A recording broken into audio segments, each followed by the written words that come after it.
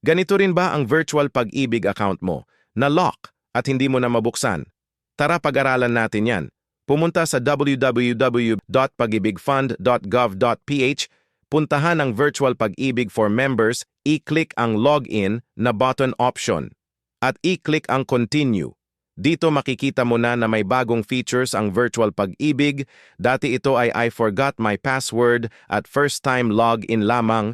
Ngayon ay mayroon na ditong option na unlock account. Ito ang pipindutin natin upang ma-unlock ang na-lock na virtual pag-ibig account ninyo. Ilagay ang email address na ginagamit mo sa iyong virtual pag-ibig account at pagkatapos ay pindutin ang submit. Once na maklik ang submit, may lalabas na notification na may magte-text na OTP o one-time PIN sa iyong registered mobile number. Ilagay ang OTP na iyong mare-received at i-click ang confirm.